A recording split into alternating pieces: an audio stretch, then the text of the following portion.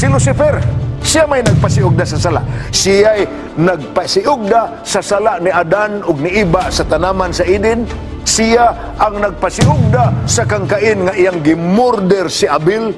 Siya ang nagpasiugda sa tanang idolatrous activities and sinful and wickedness and iniquities recorded in the Bible until our time. Siya ang hinungdan anang mga sala, si Lucifer. Wala mo'y laing ngalan nga magamit. Kawa mong lain po muhimo anang function sa inyong intercessor, sa inyong mediator. Ako raman. Ang iyang but pasabot, ayaw ko. Gisulti naman na niya sa 10 Commandments. Ang uban lang mo ingon nga, wala mami naghimog laing Diyos sa dihang nisangpit mi anang ubang ngalan. Higala. Dili man kaya ang pagpangita laglaing Diyos, kundi ang paggamit man sa laing ngalan kay mo man ay giingon ni Jesus Christ, I am the way, the truth, and the life. No man cometh to the Father but by me. When we pray, we do not use the name of any holy person nga atong hangyon kung sa may imong ngalan. Brothers and sisters, please, let's go back to the Bible. Let's understand what the Bible says. Let's understand what Jesus said.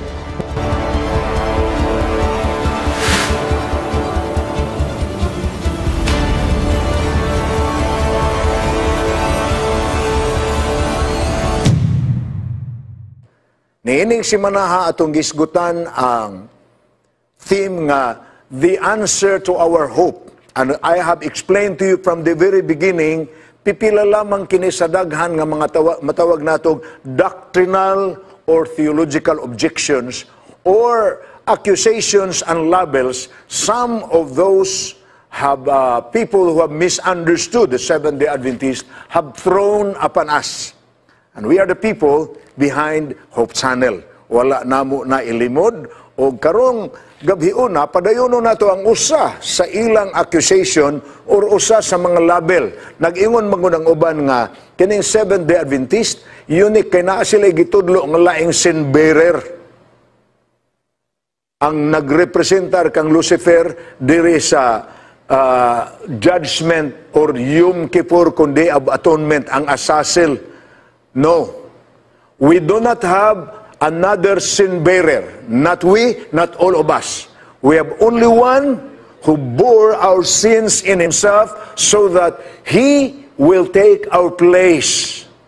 Instead of us dying because of our sins, Jesus Christ died for us. Muna iyang gihimo, muna nga ginganlan siya, the Lamb that was slain from the foundation of the world. Ug ato na pong gisaysay pag-ayo ang pinulungan nga gigamit ni Apostol San Pablo sa Acts 4 verse 12. There is no other name on earth whereby we can be saved. Only Jesus Christ. So, the only one who bears our sin upon himself is Jesus Christ. Now, karon na ang misunderstanding na sintro sa usa ka tipik sa sanctuary doctrine. And I have explained that to you partly. Ako lang yung ipang-review ang highlight sa atong points kagabi. There are two doctrines in the Bible being taught very plainly. It's very scriptural. But not very many emphasize this thing. Ang relationship sa sanctuary service o ang judgment, ang procedure sa Ginoo sa iyahang paghukom.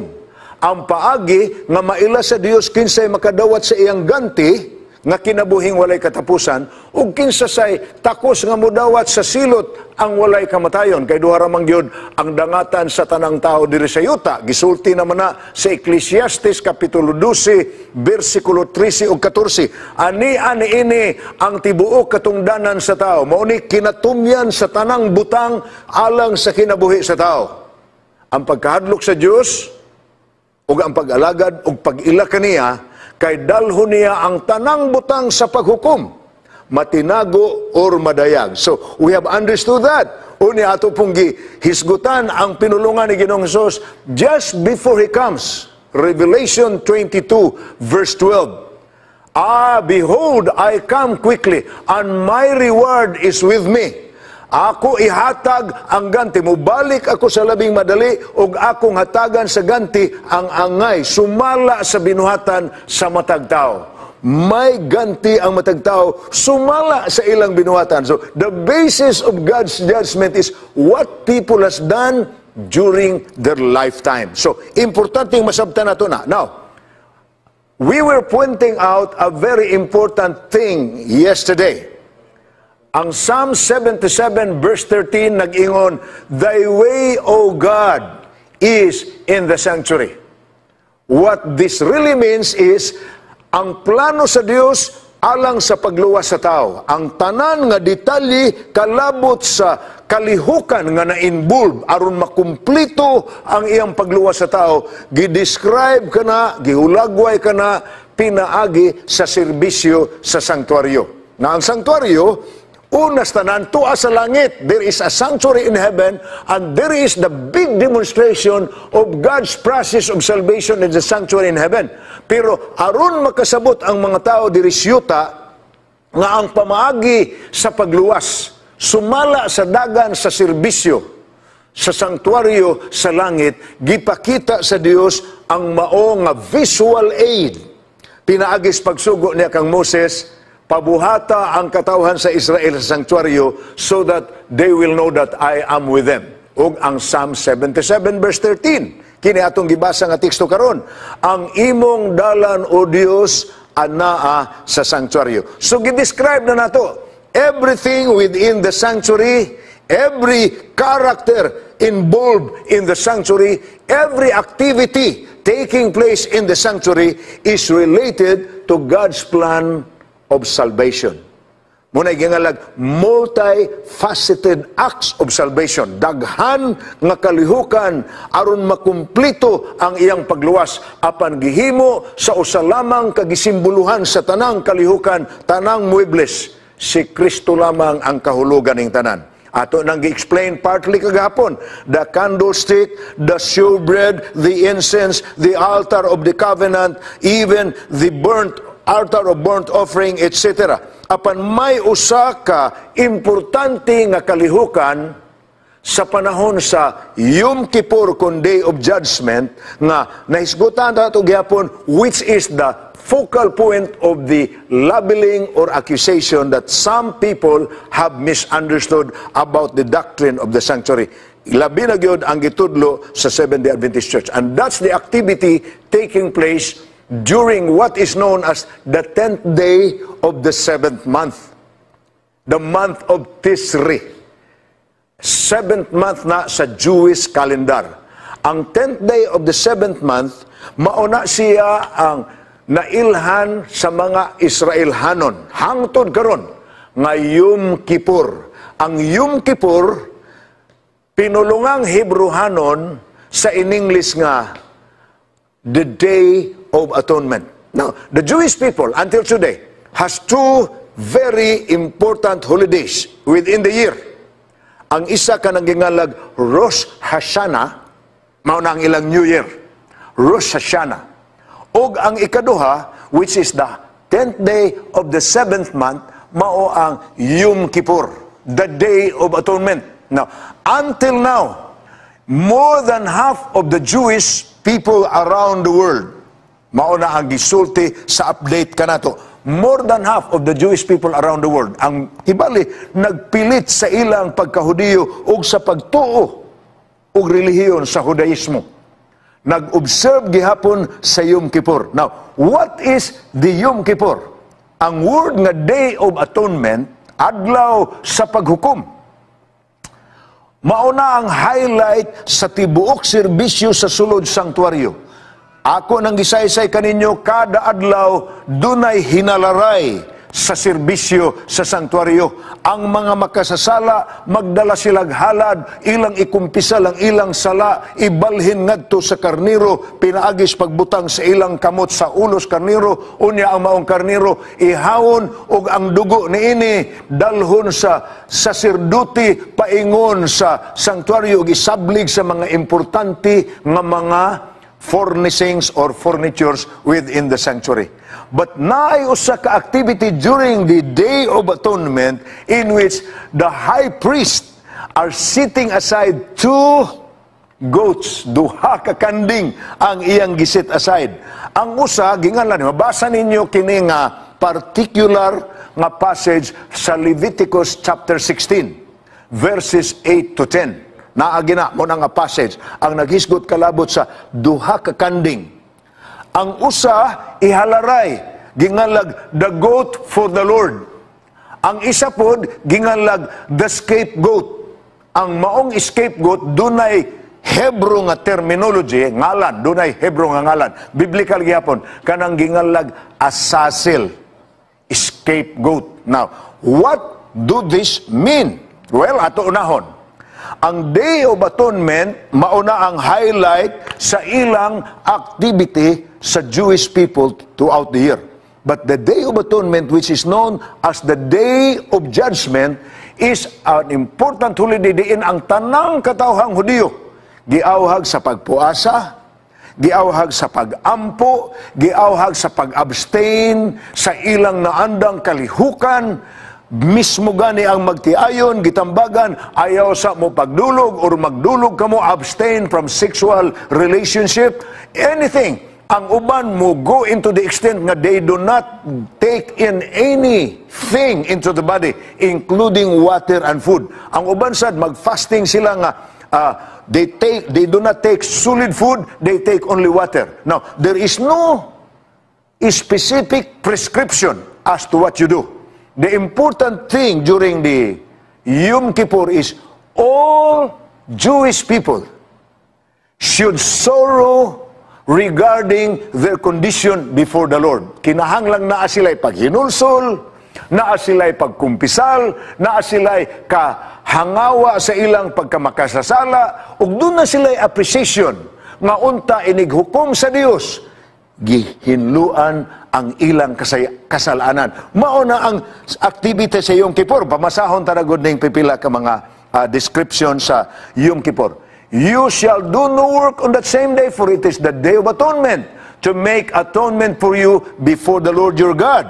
For any person who is not afflicted in soul on that same day shall be cut off from his people. Kung dunay katawan ng Israel nga dili mo apil ini nga holiday, it's sa puwira siya, mura siya, you are not part of us. Leviticus 23 verses 28 and 29. Some more. Every man was required to afflict his soul while this work of atonement was going forward. All business was to be laid aside, and the whole congregation of Israel were to spend the day in solemn humiliation before God with prayer, fasting, and deep searching of heart. In short, mauni ang equivalent sa gitawag sa atong mga kahigalaan karon og Ramadan.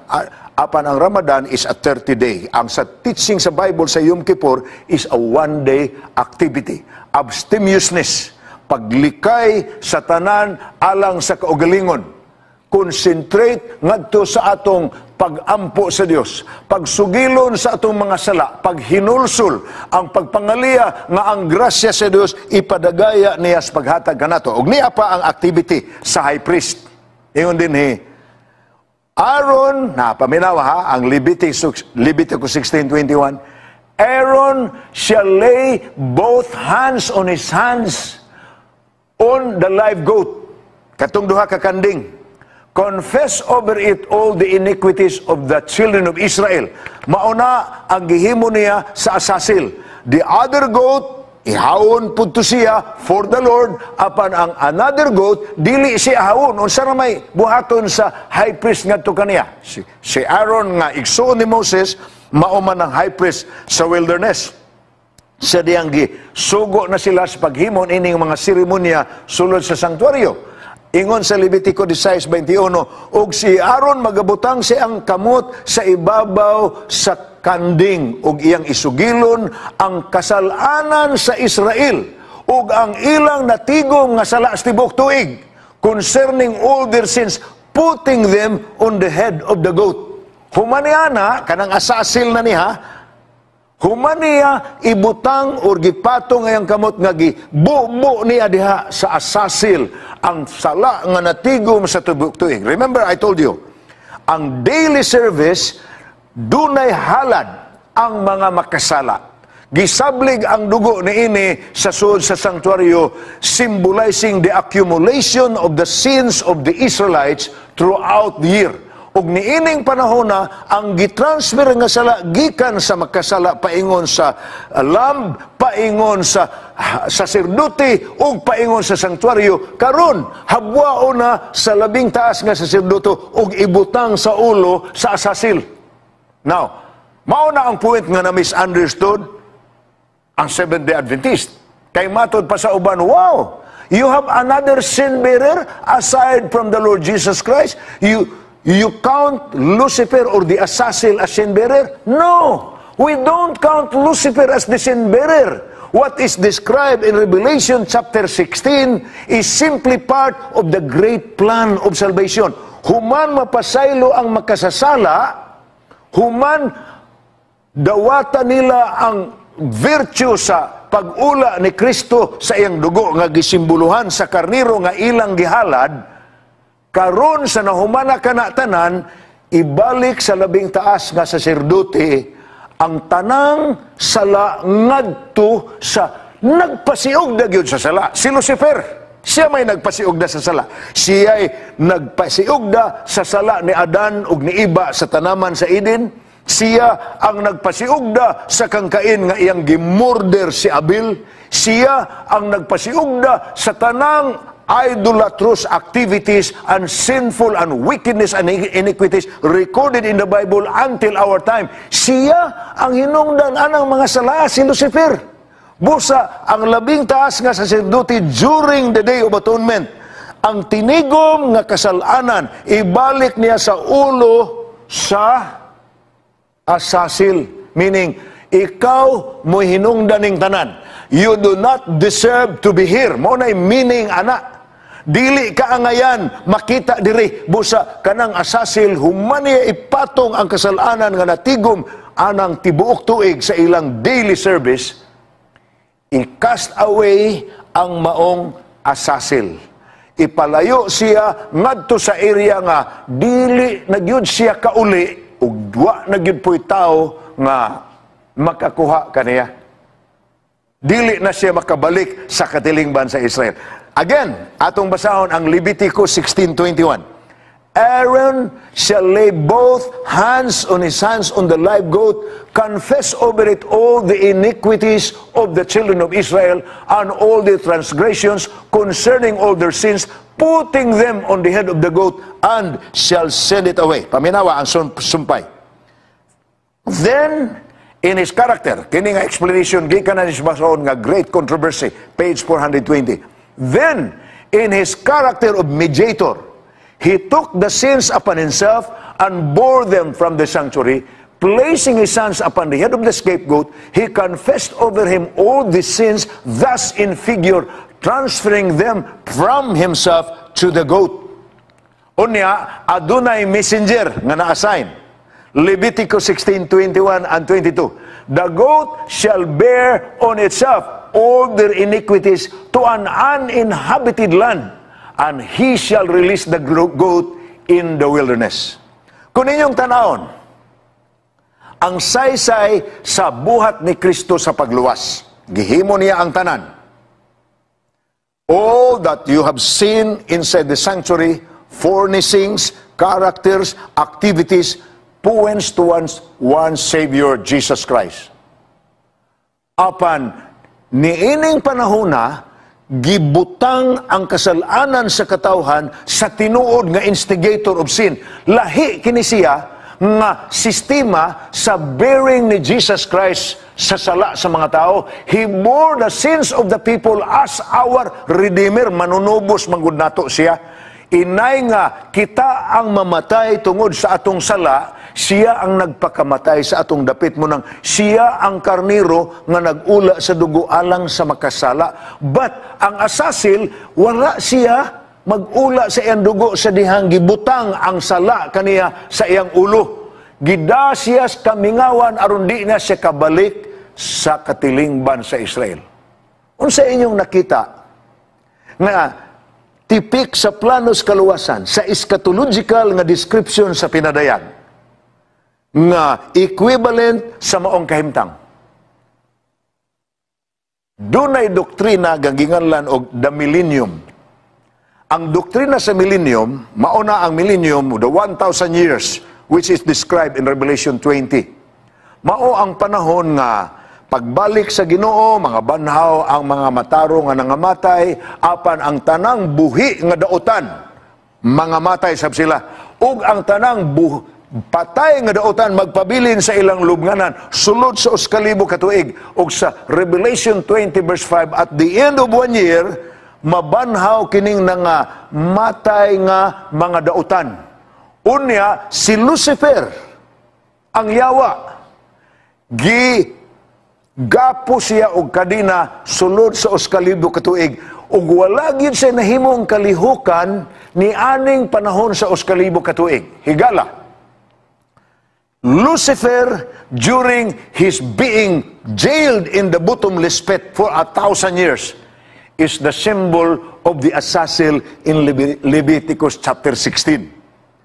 Diin siya maoy gibutangan karon, ikaw mo'y hinungdan nganong nakasala ang mga tao, busa isalikway ka, wala gyud siya mahimo, wala gyud siya bisan unsang kalihukan aron nga manintal og katawan. Wala na siya mahimo nga kalihukan sa pag-insinuate sa mga tao sa pagpakasala sulod sa 1,000 years. That's the symbol of the azazel in the plan of salvation. Lucifer will eventually be blamed. All the sins of the people will eventually be brought back to him. Kung dili patungod nimo, dili mahimong makasasala ang mga tao. You have no part in the community of faith. Mauna ang kahulugan sa azazel. Leviticus again 16:21 and 22. The goat shall bear all on itself all the iniquities to an uninhabited land, and he shall release the goat in the wilderness. So tanawa, pag-usab ang sa doctrine sa sanctuary. Ang sala gikuha nga natigom sa tibok tuig, ang sala katong mga simbolo sa dugo nga giwisik-wisik sa tanang furnishings ug sa mga kortina. Gidawat kadto sa high priest sa iyang kaugalingon na accumulated man to within the sanctuary. Mauna nga ang term nga gitawag ana cleansing of the sanctuary. Ang Day of Atonement gitawag sa Bible og cleansing of the sanctuary, the highlight of purifying the sanctuary again. Kuwaon ang sala nga natigom sa tibok tuig, gibutang sa priest sa iyang kaugalingon, apan sa pagbutang niini diha sa iyang kaugalingon, iyaning ibalhin pinaagi sa patong niini sa ulo sa scapegoat, unya ang scapegoat dalhon sa halayo nga dapit nga dili na gyud makabalik pa sa katilingban sa Israel. It was symbolic of the present time according to Hebrews 9 verse 9. So unsa man ang present truth? Paminawa, Jesus in the altar of sacrifice is Jesus katong kanang burnt offering bitaw na may altar burnt offering sa baba sa sanktuaryo, simbolo na ni Kristo nga gilansang sa cross. Tanawa ninyo ang description ni John the Baptist kaniya. Sa dayon niyang sugod sa ministry, dayon niyang bautismo sa kang Jesus, kay mihangyo man si Jesus nga magpabautismo kaniya. Although ning feel siya nga dili siya ang angayan magbautismo sa manunubos, siya unta ang bautismo ini. Apan giingnan siya ni Jesus, suffer it to be so now, for it is needful for us to follow the details of the plan of salvation, the pathway of righteousness. So, busa gi-announce ni Juan, behold, the Lamb of God, which take away the sin of the world. Ang kordero, ang karniro, ang nagsimbolo, rather ang gisimbolohan sa tanang karnirong gihalad. Gikan kang adan o kang iba, kansang panit sa karniro mo ilang gibisti. Ngadto sa halad ni Abel, ngadto sa gipanghalad nila ni Abraham, gipanghalad nila ni Noe. All throughout the Old Testament, naa ang sacrificial system nga ang simbolo. Remember, there is a coming Redeemer. So in short, ang mga katawhan kaniadto sa Old Testament time, nahibaw sila nga ang mga halad nila, muna giingon ni Paul sa Hebrews chapter 8, walay usa sa mga dugo, sa mga baka, mga karniro nga nakaluwas kanila, kundili ang usa nga gitinguha, ang gitudlo nini, the coming Christ. Dili ang mga karniro mo'y nakaluwas nila, kundili ang gisimbuluhan sa mga karniro, ang umalabot nga Kristo nga miula siyang dugo sa Kalbaryo sa krus. Munang paghisgot ni ining Romans 10 verse 4. Christ is the end of the law. Ang gipoint out ni Ana Higala, si Kristo mo'y tumoy-tumoy atong tanang seremonial nga kasuguan nga gihimo sa mga Hudiyo nga usaray kahulugan.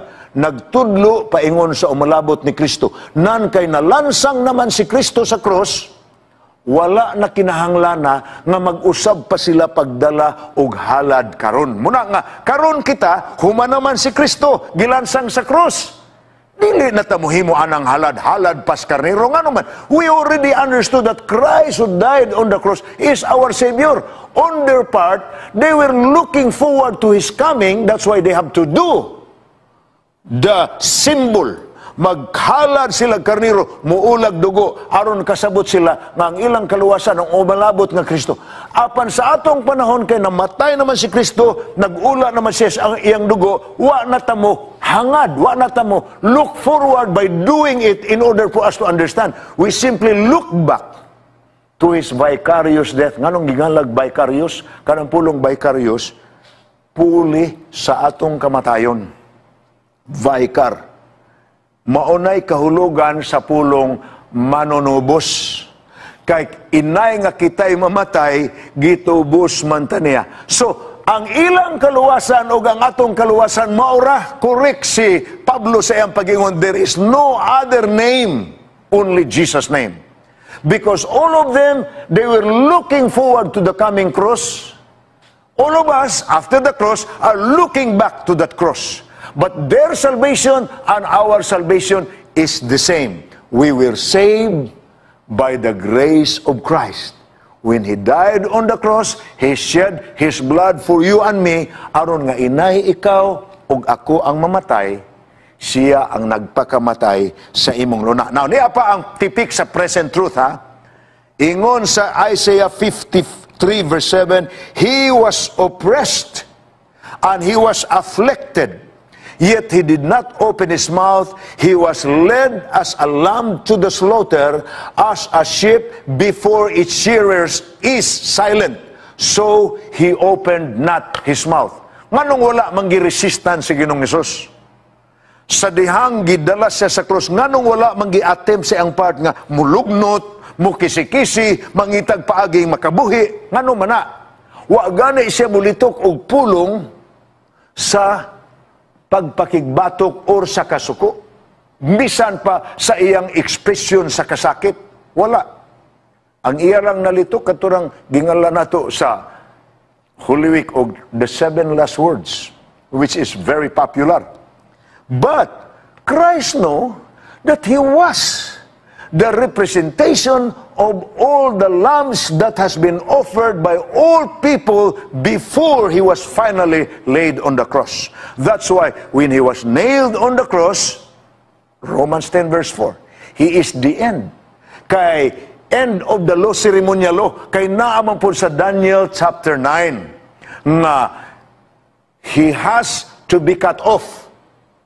Gikputol ang iyahang kinabuhi. Expedient, matod pa ni Caiaphas, it is expedient for us that one should die, na ay usang nga mamatay, alang kanatong tanan. Now, niya pa. And the high priest, according to Matthew 26, verses 62 and 63, and the high priest arose and said to him, Do you answer nothing? What is this man testifying against you? But Jesus keeps silent. The priest shall skin the burnt offering and cut it into its pieces. Muna gisulti sa Leviticus 1 verse 6. Unsa may kahulugan ni ana? Then the soldiers, John 19:23. Ang nangahitabo kaniadto gipakita sa katumanan diha sa kasinatian mismo ni Kristo. Then the soldiers, when they had crucified Jesus, took his garments, made 4 parts, and also the tunic. Unsa pay lain nga atong makita nga kapanaminan sa gihimo ni Jesus. Jesus was the water in the laver. Siya ang tubig didto sa duwang. Nga ang matag saserdote nga mosuod sa sanktuaryo kinahanglang maghinlo usa siyang kaugalingon diha sa duwang. Tanaw na to ang kahulugan sa Mark 1:10. And immediately coming up from the water, he saw the heavens parting and the Spirit of God descending upon him like a dove. The laver, the altar of burnt offering symbolizes Calvary. The laver symbolizes Christ's baptism and therefore symbolizes the baptism, the washing of the sins of every person who wants to become part of God's household. So dili makasulod ang saserdote, dili siya musulod kung dili niya mahugasan ang iyang kaugalingon. Sa ingon nga paagi, walay mahimong kabahin sa panimalay sa Dios hangtod siya nabautismuhan usa. Because being baptized means being born into the family of God. Na ato kunong tanawon ang kahulugan sa si Jesus dito sa courtyard sa templo. Atong tanawon ang Matthew 9:35. Then Jesus went about all the cities and villages, teaching in the synagogues, preaching the gospel of the kingdom, healing every sickness and every disease among the people. Ang kalihukan niya sa pagministeryo niya, murag kalihukan sa palibot sa courtyard sa templo sa Jerusalem. Rather, sa templo sa Sinai, katong portable nga temple nga gidadala nila ni Moses. Ang activity sa courtyard, apan, ingon nga high priest, kay si Kristo, sama sa kung giingon kaninyo, ay gyud kalimti, kanang word nga giingon sa Psalms, thy way, O God, is in the sanctuary, means everything in the sanctuary. Furnishings, or furnitures, characters, sama sa lamb o sa priest, activities, they all represent the multifaceted acts of salvation. Ang lain-lain nga lakang sa pagluwas. Nagsimbuluhag o sa lamang ka manluluwas. Jesus Christ. So, siya ang kahulugan sa gihalad sa altar, ang Kalbaryo sa cross. Siya ang kahulugan sa tubig sa duwang. Siya ang kahulugan sa activity sa courtyard, ang iyang pagministeryo nga hangtod karon nagapadayon. O maingon man, siya ang nagsimbolo sa high priest. Naun sa may activity sa high priest, tanawa ang giingon sa Hebrews 9:11. Christ came as our high priest. Siya ra ang makaministeryo. Siya ra ang maka-intercede. Siya ra ang makamediate. Nabantay gininyo ng pulong nga higala. When Jesus said, I am the way, the truth, and the life, John 14 verse 6, ang iyang gimin, wala mo'y laing ngalan nga magamit. Kawa mong lain po muhimo anang function sa inyong intercessor, sa inyong mediator, ako raman. Ang iyang pasabot, ayaw ko, gisulti naman na niya sa 10 Commandments. Ang uban lang mo ingon nga, wala mami naghimog laing Diyos sa dihang nisangpit mi anang ubang ngalan. Higala. Dili man kaya ang pagpangita laglaing Diyos, kundi ang paggamit man sa laing ngalan kay mo man ay giingon ni Jesus Christ, I am the way, the truth, and the life. No man cometh to the Father but by me. When we pray, we do not use the name of any holy person nga atong hangyon kung sa may imong ngalan, kinsa man ka, ngalan man gina, naam na sa gipractice man na sa atong ubang mga kaigsuonan. Ilang ngalanan ka ng ilang ginasangpit o ilang ginapamalihog, dalayin tao ng among pag-ampo ngadto sa Dios, ngadto sa Amahan. Wow. Don't we understand what Jesus said? I am the way, the truth, and the life. No one cometh to the Father but by me. Brothers and sisters, please, let's go back to the Bible. Let's understand what the Bible says. Let's understand what Jesus said. Now, when did Christ enter the holy place in heaven? Nahinom doon kaganina ang courtyard. Ang iyang activity sa diri pa siya sa yuta, gisimbuluhan sa kalihukan, sa palibot sa courtyard sa templo. Apan, Inigikan sa courtyard nga naa ang altar of burnt offering, naapod ang laver, muso dayon siya sa holy place. Ang pangutana, kanus aman symbolically nisulod si Christ sa holy place sa heavenly sanctuary? The answer is, after His ascension, our Savior began His work as our high priest. Gikan sa iyang pagkayab ngadto sa langit, mauna na'y pagsud niya ni atong holy place. Unsay tuwa sa holy place? Kandilaryo. 7 ka kandila. Second, table of the showbread. Third, table, altar of the incense. Ang activity ni Jesus Christ diha, nagrepresent siya sa atong pagkakahayag. Sukad ni atong panahon. Sa iyang pagkayab sa langit, ang iyang activity as our high priest was confined within the holy place. You get that? Jesus in the holy place. It was the work of the priest on the daily ministration to present before God the blood of the sin offering. Also the incense which ascended with the prayers of Israel. Muna ng incense. So did Christ plead His blood before the Father in behalf of sinners and present before Him with also the precious fragrance of His own righteousness, the prayers of penitent believers. In short, ang activity ni Christ sa holy place, further nga statement, for 18 centuries, that is from the time He ascended, this work of ministration, almost 20 centuries na, continued in the first apartment of the sanctuary, the holy place.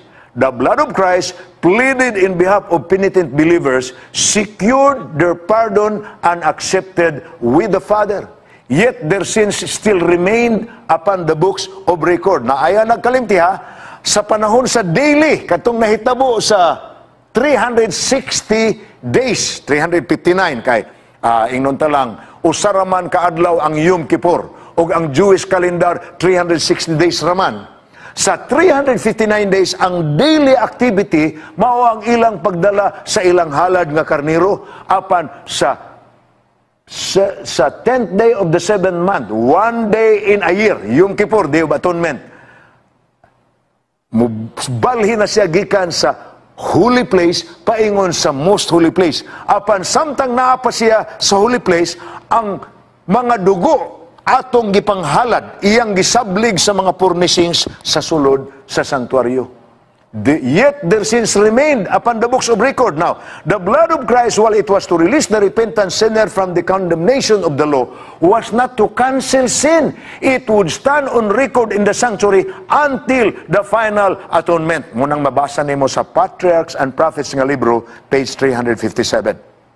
Now, ni adiri, usa ka tao sa panahon sa 19th century dito sa Amerika, former captain of the American Army during the Civil War. Bisan dili siya kaayo religious nga tao, kay dili man siya regular nga church goer, nagtuon siya sa Biblia. Ang iyang ngalan si William Miller. Pagtuon niya sa Biblia, na-attract pag-ayo siya sa mga prophecies sa Daniel o sa Revelation. Ug matod pa niya, I was thus satisfied that the Bible is a system of revealed truths. Og ni atong panahon na ay usa ka propesiya nga nakita niya nga nakapaukay pag-ayo sa iyang hunahuna. Mao kana ang iyang pagbasa sa basahon sa Daniel. Apan, ang interpretasyon niya, ilabi na yun ang nabasahan niya sa Daniel 8:14 nga nag-ingon, for unto 2,300 days, then shall the sanctuary be cleansed. Diha niya susiha, unsa man di ay ning cleansing of the sanctuary. Wa pagyud mahingpit ang iyang pagsabot higala. Kay gi-interpret man niya nga ang cleansing of the sanctuary must be the cleansing of this earth with fire. Which means, pagbalik sa Ginoo mo, iyang pagbubo sa kalayos impierno. So, iyang gisusi, kay naa may numero nga 2,300 ka mga adlaw. Unya sa Bible, nasabta naman nato nga ang paghubad sa propesya, sumala sa Ezekiel 4, versikulo 6, Ang usa ka adlaw sa propesiya nagsimbolo og usa ka tuig sa iyang tinuod nga kahulugan. I appoint you a day for a year. Ezekiel 4 verse 6. So, kung masabta niya og kanos a magsugod ang 2,300 days, then mahibalo siya kanos a mahuman ang 2,300 days nga mao ang giingon niyang cleansing of the sanctuary. It must be the cleansing of the earth with fire. So, iyang gisusi higala kay matematisyan man po nga kapitan, iyang gisusi, na siya mga computation, iyang kaugalingon, dili ko na nakutihan sa inyo, ako na lang ipangtudlo ang highlight. Ang mao nga pag-ihap niya sa 2,300, nasabta niya nga ang pagsugod sa maong ihap nga 2,300 kakatuigan, adto mahitabo sa tawag nga 70 weeks are determined for your people and for your holy city. Mabasa nimo na sa Daniel kapitulo 9. Dunay gitagal ang Dios nga 70 ka semana alang sa katawhan sa Israel gikan sa panahon ni Daniel. Na kanang 70 weeks, pag hisgot diha mga higala, nga mao ang pagsugod yun ni ana, mao ang pag-release sa decree. Nga paulion ang mga Israelhanon balik sa Jerusalem. Now, ako ning isa-isa sa inyo. Dunay tulo ka decree. Naman niya sa Daniel kapitulo 9, versikulo 24 hangtod sa 27. Know therefore and understand that from the coming forth of the command to restore and rebuild Jerusalem until the Messiah the Prince, there shall be 7 weeks and 62 weeks. Sa ato pa, 69. Kay 7 plus 62. Ang 70 katuig nga gitagal alang sa mga Israelhanon. Tingali mangutan mo, sa man ang gitagal para sa mga Israelhanon. Ang kasaysayan gud sa Israel higala, murag, musaw, apostasya, maghinulsol, pasayloos Ginoo, panalanginan na pos Ginoo. Naana po ilang panalangin, mo idolatry na po sila, mag-reveal na po sila sa Ginoo, itugot na po sa Ginoo, nga masulong sila, mapili sila ing nasod, maghinulsol na po sila, pasayloon sa Ginoo, mapanalanginan na po. Ingon pa sa Ginoo, di nako, sumhan ako aning klasehan ninyo. Tagalan tanan mo. 70 na lang kasimana. Now, kung ang 70 kasimana imong tanawon, pila man na kaadlaw? 490 days. Kung atong i-apply ang Ezekiel 4 verse 6, a day for a year, which is the application of prophecy, 490 years. Apan ang pagsugod sa 490 years, nga maupod ang pagsugod sa 2,300 days, which is 2,300 years, mailhan mo ang pagsugod ni ana sa pagsugo nga mapasig-uli ang Jerusalem. Now, kanus aman na abot ang mga sugo nga mapasig-uli ang Jerusalem. Ni ako mong tagaan, ha? When does it begin? Know therefore and understand that from the coming forth of the command to restore and rebuild Jerusalem. Now, in actual history, dunay tulo ka kings nga mi-issue og decree kalabot sa pagpauli sa mga Israelhanon balik sa Jerusalem. Nagsugod ni ana si Darius sa 579 BC. Apan wala na kumplito kay nagpabilin manggihapon ang labing daghan nga binihag dito sa Babylonia. Apan sa 537 BC, si Cyrus mihimo na sa decree nga paulion ang mga Israelhanon balik sa Jerusalem ug magtukod sila pag-rebuild sa naggilumpag ni Nabucodonosor kaniadto. Wala gihapon makonsummate ang maong kasuguan. Ang full restoration gyud higala nahitabo ni atong 457 BC when the Syrian king Artaxerxes decreed nga dili lamang kay paulion ang mga tao, nagpada pagyud siya katawhan nga mutabang pag-rebuild sa walls nga naguba ug nagpada pa siya budget para itabang sa restoration. So, ang full decree nga nakapahimo sa full restoration mao ang decree ni Artaxerxes sa 457 BC. So, rationable kaayo nga ang kahulugan sa pulong ni Daniel, Know therefore and understand that from the coming forth of the command to restore and rebuild Jerusalem must be during the time when there was a full restoration, and that was Artaxerxes' decree. Artaxerxes or Artaxerxes. Kaya ang uban nagbasa man anang X nga J or it's Artaxerxes. Anyway, mauna ang sinugdanan. So kung ang 70 weeks nagsugod sa 457 BC, ug mahuman pagka 69 ang muabot ang Mesiyas, kaya mo man nagiingon sa Daniel 9, 24 to 27. Pagkahuman sa 69 weeks, the Messiah will be revealed. Pag-aanuin siya, iga-anuin siya, mauman na yung bautismo ni Jesus ang 27 AD, which is the 69th week. Apan ang Daniel chapter 9 usab nag-ingon, nga in the middle of the week, ang katapusan sa 7 kasimana, 70 kasimana. Ang 483 years didto kutob sa bautismo ni Jesus sa 27 AD. Apan makumplito ang 70 paingon sa 34 AD. Apan sa tunga-tunga sa 27 AD paingon sa 34 AD, sa tunga-tunga matud pa sa Daniel chapter 9, the Messiah will be cut off and he will put an end to the sacrificial system. Mao na imong mabasa sa Daniel 9, verses 24 to 27. So, unsa may nahitabo? Gibautismohan siya sa 27 AD, pagkakumplito sa 69 weeks, which is 480 years. Unya, sa tunga-tunga sa 69 paingon sa, pagkatunga-tunga sa 483 years, which is 27 AD, hangtod sa 34 to complete the last 1 week sa tunga-tunga in 31 AD. Gilansang si Kristo sa cross. Unya, pag-abot sa completion sa 70 weeks, 34 AD, ang akong gitagal matod pa sa Dios alang sa mga Hudiyo. Gibato sa mga Hudiyo si Esteban ang magwawali. Signal nga ang mga Hudiyo wala gyud modawat kang Kristo nga ilang Mesiyas. Gisalikway nila. So ang gitagal sa Dios alang sa mga Hudiyo didto ra kutob sa 34 AD. Humani anang panahona ang ebanghelyo gipahat na ngadtos mga hintil. Sila unta ang muda, ingon nga Hudiyo, ang muda sa ebanghelyo ngadtos katawan, nagdumili sila pagbuhat ni ana kay wa manggani nila dawata ang sentro sa ebanghelyo nga mao si Kristo. Apan dili kapugngan ang ebanghelyo mahitungod kang Kristo, iwalig yun sa tibuok kalibutan kay mo manay sugo ni Kristo dayon niyang kaya balik sa langit. Apan gibalhin ang pagkapinili nga mga katawhan ngadto sa tanang mudawat kang Kristo mo ng Galacia 3:28 paingon sa 29. Ang tanan nga mudawat kang Kristo mga sumusunod sa saad sa Dios ngadto kang Abraham.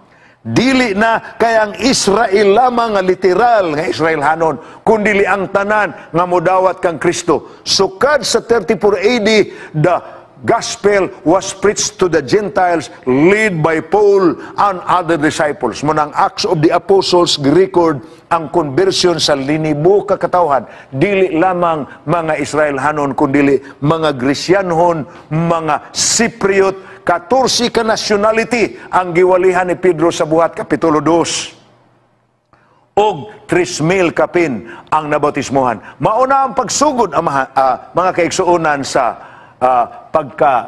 sa likway sa pagkapinili nga katawhan sa Israel. The close of the 70 weeks. 490 years. Now, doon na pa'y nabilin nga 1,810 years gikan sa 34 AD.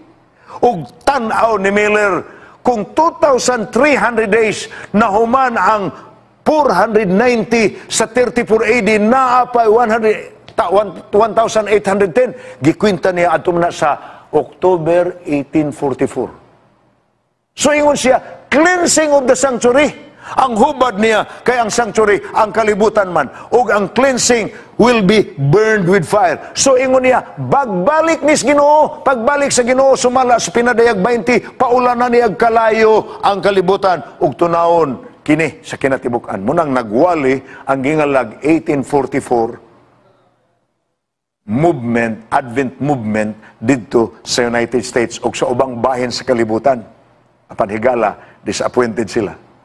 Christ has not entered the holy place made with hands, which are copies of truth, but into heaven itself, not to appear in the presence of God for us. So, hinumdumi ha, ang activity ni Christ sa dinhi pa siya sa yuta, equivalent sa activity sa courtyard sa sanctuary.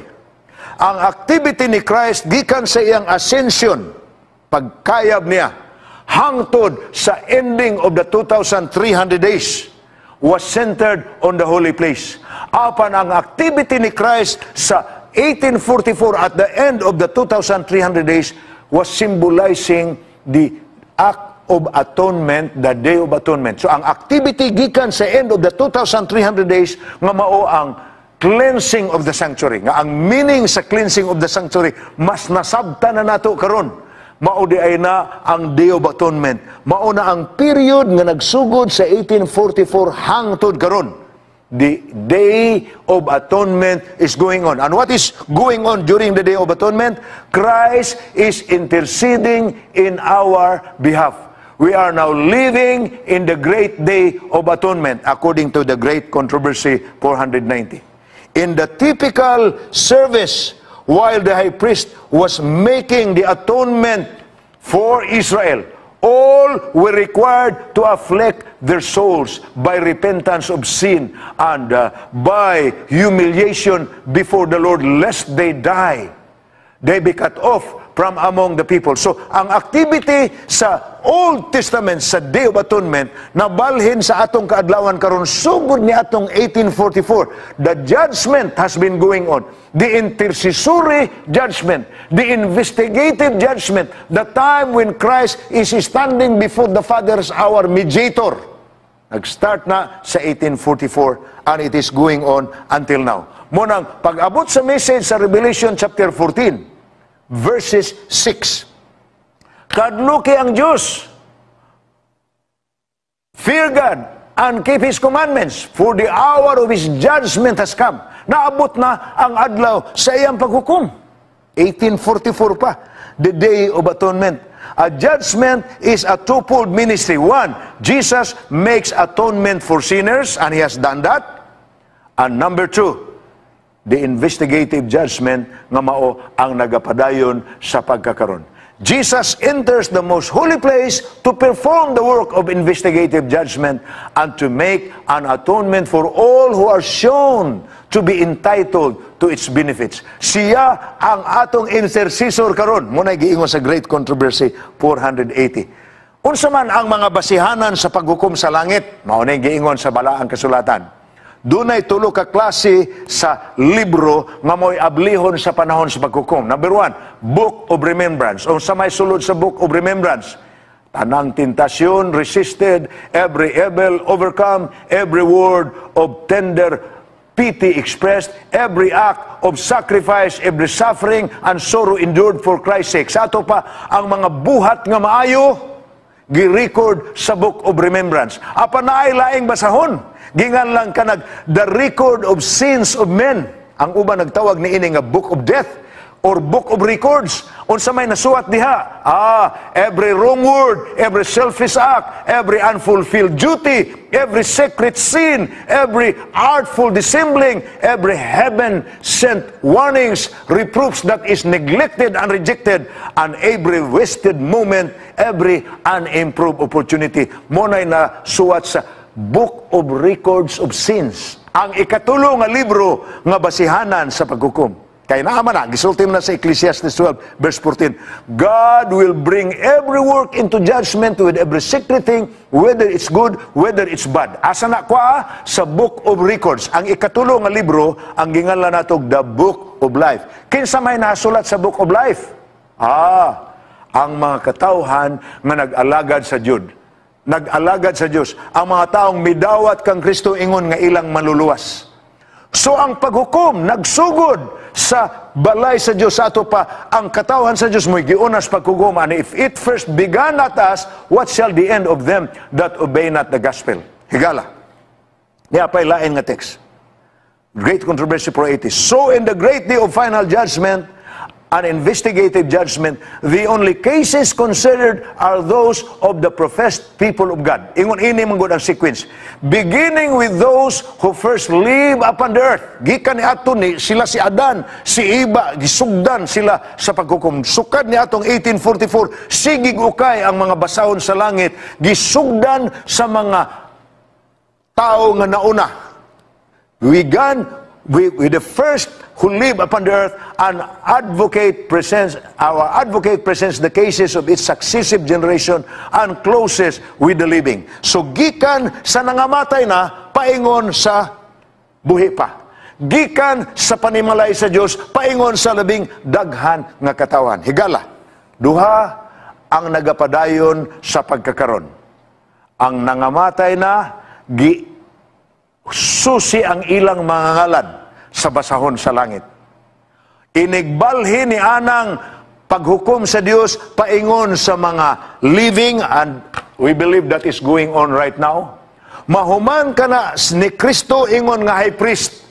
Iya na dayong ibutang ang iyang insinso, mugawas siya sa labing balaang dapit o pagkahitabo ni anang paghuman sa paghukom na gikan sa katawhan sa Dios paingon sa katawhan sa kalibutan, gikan sa mga patay paingon sa mga buhi. Inig kahuman ni Kristo ni ana sa most holy place, mugawas siya sa most holy place. Inig gawas niya, gitawag ka na higala og the close of probation. Muna na giingon sa Pinadayag 22:11. Ang naabtan nga matarong anang panahon na magpabili na lang matarong.